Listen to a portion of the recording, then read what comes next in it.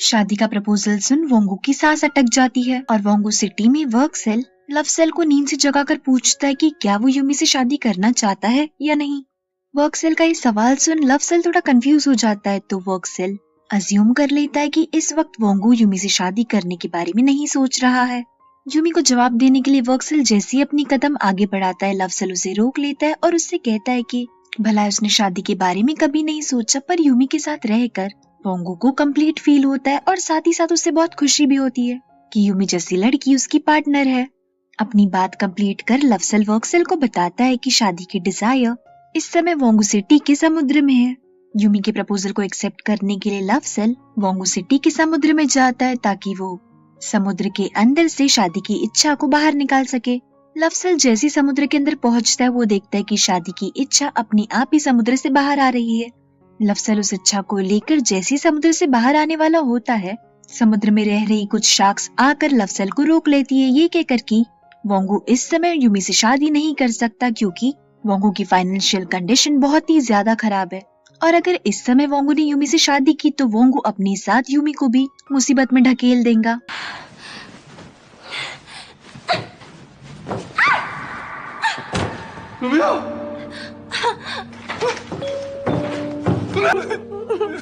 잘못하던 최악의 순간을 유미도 함께 해야 한다고।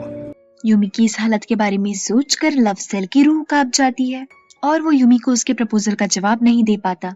तो वोंगू का work cell Yumi से कहने वाला होता है कि जब वोंगू की फाइनेंशियल कंडीशन ठीक हो जाएंगी तब यूमी और वोंगू दोनों शादी कर लेंगे। पर इससे पहले वोंगू यूमी से कुछ कह पाता, यूमी वोंगू से कह देती है कि उसे जवाब देने की कोई जरूरत नहीं है। वोंगू यूमी से कहता भी है पर तुम्हें मेरा जवाब सुन लेना चाहिए। यूमी जैसे ही वोंगू से कुछ कहने वाली होती, यूमी को अपनी मॉम का कॉल आ जाता है। वर्क सेल सोचता भी कि यूमी के कॉल रखने के बाद वो उसे जवाब दे देगा, पर वोंगू का सिक्स सेंस वर्क सेल से कहता है कि इतनी देर बाद अगर वोंगू जवाब देगा तो वो यूमी को सिर्फ और सिर्फ बहाना ही लगेगा, तो जवाब देने से बेहतर यही होगा कि वोंगू इस समय चुप रहे। यूमी के डाइनिंग टेबल पर वापस लौटने के बाद वोंगू से बात करने की कोशिश भी करता है, पर यूमी केक काटने के बहाने वोंगू की बातों को टाल देती है। थोड़ी देर बाद ऑफिस लौटते वक्त वोंगू जानता था कि उसने आज यूमी को हर्ट किया है और साथ ही साथ वोंगू ये भी जानता था कि अब अगर वो यूमी से कुछ भी कहेगा तो यूमी को वो बहाना ही लगेगा। वोंगू अपने मन में सोचता है कि जब उसकी कंपनी स्टेबल हो जाएगी तब वो खुद से ही यूमी को शादी के लिए प्रपोज करेगा। दूसरी ओर वोंगू के रिजेक्शन से यूमी का दिल टूट गया था। दरअसल यूमी को लग रहा था कि अगर वोंगू शादी के लिए इतना सोच रहा है तो उसका जवाब ना ही होगा। यूमी सिटी में इमोशन सेल भी इस बात को लेकर परेशान थी कि आखिर वोंगू यूमी से शादी करना चाहता भी है या नहीं। इमोशन सेल वर्क सेल से कहती भी है कि उसे फर्क नहीं पड़ता अगर वोंगू के पास घर नहीं है, वो बस वोंगू के साथ खुश रहना चाहती है, फिर चाहे वोंगू के पास पैसा हो या ना हो।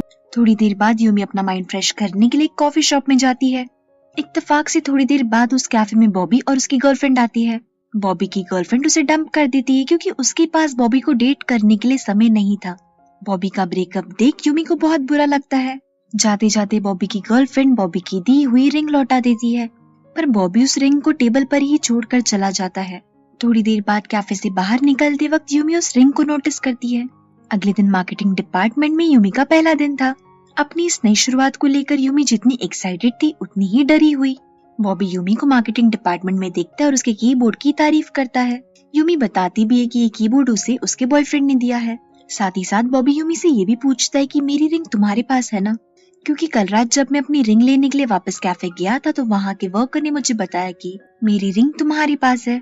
बॉबी की रिंग मांगने पर यूमी उसे रिंग देते हुए कहती कि उसे समझ नहीं आ रहा था कि वो बॉबी को रिंग कैसे लौटाए। यूमी से मुस्कुराते हुए रिंग लेने के बाद बॉबी उस रिंग को डस्टबिन में फेंक देता है।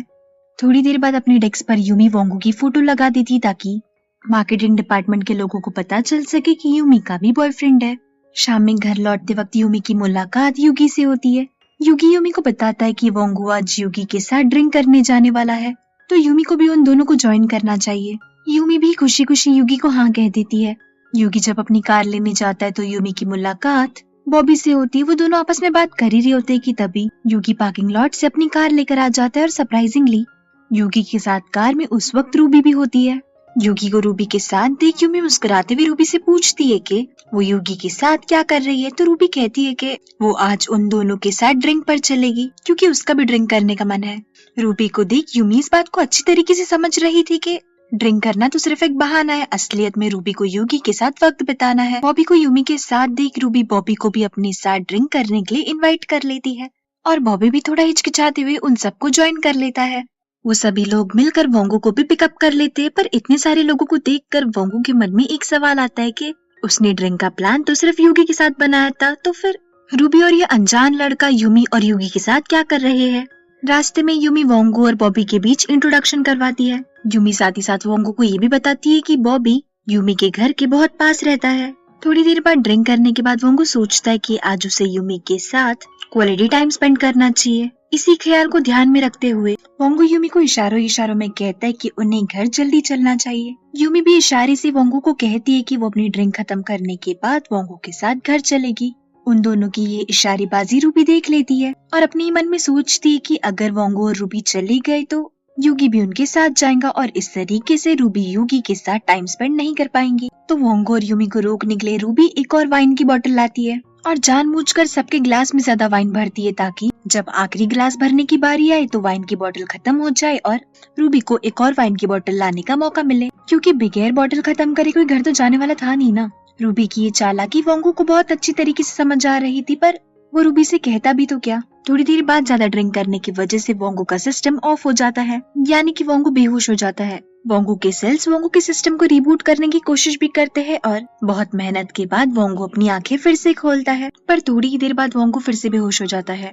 वोंगो के सेल्स वोंगो को जगाने के लिए इमरजेंसी पावर बैंक का यूज करते हैं और उनकी तरकीब काम भी आ जाती है। वोंगो जैसे ही अपनी आंखें खोलता है वो देखता है कि वो यूमी और बॉबी बस स्टॉप पर खड़े हैं। बस का वेट करते करते यूमी को बहुत ठंड लग रही थी। बॉबी ये बात नोटिस करता है और यूमी को अपनी जैकेट उतार कर दे देता है। यूमी जब जैकेट लेने से मना करती है तो बॉबी यूमी को खुद से अपनी जैकेट पहना देता है। वोंगो को बॉबी का ये बिहेवियर बिल्कुल भी पसंद नहीं आता, पर इससे पहले कि वोंगो बॉबी से कुछ कह पाता वोंगो की सारी एनर्जी यूज हो जाती है और वो फिर से बेहोश हो जाता है। वोंगो के सभी सेल्स को भी बॉबी की इस हरकत पर गुस्सा आ रहा था। बॉबी को मजाक चकाने के लिए सभी सेल्स मिलकर वोंगो की बैटरी को फिर से चार्ज करते हैं। 남친 앞에 두고 옷 벗어주는 놈이 있다니까! बैटरी चार्ज होने के बाद वोंगो जैसे ही अपनी आंखें खोलता है वो देखता है कि यूमी उसके बगल में चैन की नींद सो रही है। यूमी को सोता देख वोंगो स्माइल करता है और वोंगो खुद से कहता है कि वो सपने में भी यूमी से अलग होने के बारे में सोच भी नहीं सकता। अगली सुबह यूमी वोंगो को बताती है कि बॉबी ने जैसी यूमी को जैकेट दी थी, नशे की हालत में वोंगो बॉबी से झगड़ने लगा था। इस बात को लेकर कि अगर बॉबी ने यूमी को अपनी जैकेट दे दी तो बॉबी को ठंड लग जाएंगी। बॉबी को थोड़ा बहुत डांटने के बाद वोंगो बॉबी को अपनी जैकेट दे देता है और साथ ही साथ वोंगो बॉबी से ये भी कहता है कि अगर बॉबी ने वोंगो की जैकेट उतारी तो वोंगो का दिल टूट जाएगा। ब्रेकफास्ट टेबल पर वोंगो को तो इस बात का यकीन ही नहीं हो रहा था कि उसने बॉबी के साथ इतना अच्छा व्यवहार किया। यूमी भी वोंगो की इस हरकत से बहुत इम्प्रेस थी। ब्रेकफास्ट के बाद वोंगो बॉबी से मिलने जाता है ताकि वो अपनी जैकेट वापस ला सके और बॉबी को उसकी जैकेट दे सके।